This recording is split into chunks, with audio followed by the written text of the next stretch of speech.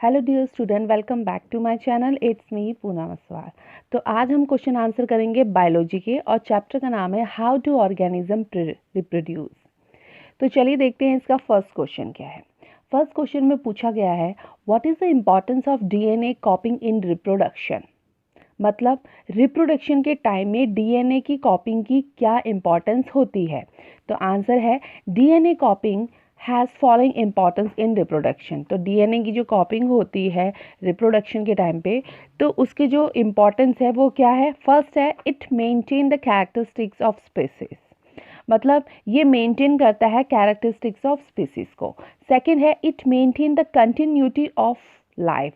ये लाइफ की कंटिन्यूटी को बनाए रखता है। Third, the characteristics and features of organism are transformed to their progeny. यानी कैरेक्टरिस्टिक्स फीचर ऑफ ऑर्गेनिज्म ये ट्रांसफॉर्म्ड होते हैं। ओके, नाउ सेकंड क्वेश्चन क्या है। सेकंड क्वेश्चन में पूछा गया है why is variation beneficial to the species but not necessary for the individual. Variation species के लिए तो बेनिफिशियल हो सकता है, लेकिन ये ना इंडिविजुअल के लिए ज़रूरी नहीं है कि बेनिफिशियल हो। तो इसका आंसर बताना है। आंसर है variation is importance for the evaluation of the species. Variation are beneficial to the species than individual because sometimes survival will be difficult for a species under certain environment condition। मतलब अगर इसका बिल्कुल हिंदी में answer कहा जाए तो ये होगा कि प्रजातियों के विकास के लिए जो वेरिएशन है वो इम्पॉर्टेंट है। वेरिएशन व्यक्तियों की तुलना में प्रजातियों के लिए फ़ायदेमंद होती है, क्योंकि कभी कभी कुछ एनवायरनमेंट जो परिस्थितियां होती है, जो कंडीशन होती है, उसमें प्रजातियों के लिए जीवित रहना क्या हो जाता है, मुश्किल हो जाता है। तो इसीलिए जो वेरिएशन है वो स्पीसीज के लिए तो बेनिफिशियल होती है, लेकिन वो इंडिविजुअल के लिए ज़रूरी नहीं है कि वो क्या हो, बेनिफिशियल हो। Okay, now question number third. Question number third में पूछा गया है how does binary fission differ from multiple fission. Binary fission और मल्टीपल फिजन में डिफरेंशिएट बिटवीन बताना है। तो आंसर है बाइनरी फिजन का कि in binary fission a single cell divides into a two equal halves. मतलब बाइनरी फिजन सिंगल सेल में डिवाइड होगा टू इक्वल हाफ्स में। और मल्टीपल फिजन का इन multiple fission a single cell divide into many daughter cells. ये जो multiple fission होता है ये दो से या दो से ज़्यादा ऑर्गेनिज्म क्या करते हैं, फॉर्म करते हैं। जो बाइनरी फिजन है उसके जो एग्जाम्पल है वो है एमोबिया एंड बैक्टीरिया। और जो मल्टीपल फिजन है उसका जो एग्जाम्पल वो क्या है, Plasmodium. Okay, now question number fourth, sorry इसमें 3 लिखा है, आप इसको फोर्थ पढ़ना। How will an organism be benefited if it reproduce through spores. अगर जो ऑर्गेनिज्म है वो स्पोर्स के थ्रू रिप्रोडक्शन करेगा तो उससे उसको क्या बेनिफिट मिलेगा, आपको ये बताना है।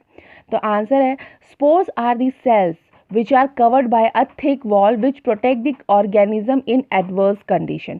जो स्पोर्स होते हैं हमारे सेल होते हैं, वो क्या होते हैं, हमारे सेल होते हैं जो एक थिक कवर से क्या होते हैं, कवर्ड होते हैं, मतलब ढके हुए होते हैं, जिसकी ये अपने आप को क्या कर सके, प्रोटेक्ट कर सके। इसीलिए वो क्या होते हैं, वो कवर्ड होते हैं और कवर्ड होते हैं, इसीलिए वो एडवर्स कंडीशन में भी होते हैं।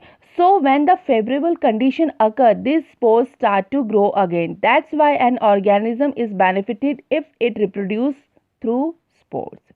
जैसे ही वो फेवरेबल कंडीशन में आती है, ये स्पोर्स की जो प्रोटेक्टिव लेयर होती है वो क्या हो जाती है, ब्रेक हो जाती है, और हमारे जो ये स्पोर्स होते हैं ये ग्रो करने लग जाते हैं और न्यू ऑर्गेनिज्म को क्या करने लग जाते हैं, प्रोड्यूस करने लग जाते हैं।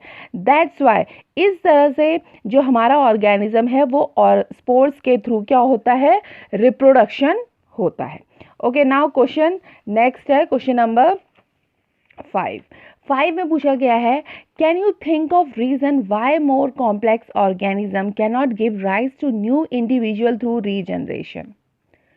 जो मोर कॉम्प्लेक्स ऑर्गेनिज्म होते हैं ये रीजनरेशन के थ्रू न्यू इंडिविजुअल को क्यों नहीं रिप्रोड्यूस कर सकता है, आपको ये बताना है। तो आंसर है complex organism can not give rise to new individual because in complex organism all the organ system are connected and work with proper coordination. They can regenerate a few of their lost parts like sun, skin, blood, muscles, etc. but cannot give to rise to new individual. मतलब जो complex organism होते हैं इनमें जो organ system present होता है ये एक दूसरे से क्या होते हैं, कनेक्ट होते हैं, जुड़े हुए होते हैं और ये एक प्रॉपर कोऑर्डिनेशन की तरह ही क्या करता है, काम करता है। इसकी वजह से ये अपने लॉस बॉडी पार्ट है जैसे कि स्किन हो गया, ब्लड हो गया, मसल्स हो गया, ये जो सारे के सारे लॉस बॉडी पार्ट्स है वो क्या करता है, न्यू इंडिविजुअल को प्रोड्यूस नहीं कर पाता है। तो ये था क्वेश्चन नंबर 5 का आंसर। अब है क्वेश्चन नंबर 6। क्वेश्चन नंबर 6 में पूछा गया why is vegetative propagation practice for growing some types of plant. मतलब जो वेजिटेटिव प्रोपेगेशन का यूज कुछ टाइप ऑफ प्लांट को ग्रो करने के लिए क्यों करते हैं, उसका आंसर बताना है। तो आंसर है following are the advantage of practising vegetative propagation for growing some types of plant. वो इसलिए करते हैं, फर्स्ट है crops like orange, banana, pineapple do not have viable seeds so vegetative propagation can be used. मतलब जैसे orange हो गया, बनाना हो गया, पाइनएप्पल हो गया, इनमें क्या होता है, इनमें सीड नहीं होते, तो इसीलिए ये वेजिटेटिव प्रोपेगेशन यूज करते हैं। सेकंड है it is rapid, cheap and easier method to grow crop. मतलब ये क्या कहते हैं, ये बहुत ही फास्ट होता है, सस्ता होता है, बड़ा आसान मेथड होता है जिससे कि हम कोई भी क्रॉप को क्या कर सकते हैं, ग्रो कर सकते हैं। थर्ड क्या है, it can be use in places where seed germination fail, और इसका उपयोग उन जगहों पर भी किया जाता है जहाँ पे क्या होता है, सीड जर्मिनेशन क्या हो जाता है, फेल हो जाता है। और फोर्थ है a good quality of variety can be preserved, और गुड क्वालिटी को ये क्या करता है, प्रिजर्व भी किया जाता है। तो ये था इसका आंसर। अब है next question, question number 7। Why is DNA कॉपिंग N essential part of the process of reproduction. DNA कॉपिंग हमारी रिप्रोडक्शन के लिए इसेंशियल पार्ट क्यों है, आपको ये बताना है। आंसर है DNA copying is a essential part of the process of reproduction because it carries the genetic information from the parents to offspring. A copy of DNA is produced through some chemical reaction resulting in 2 copies of DNA along with the additional cellular structure. DNA copying also take place which is then followed by cell division into 2 cells.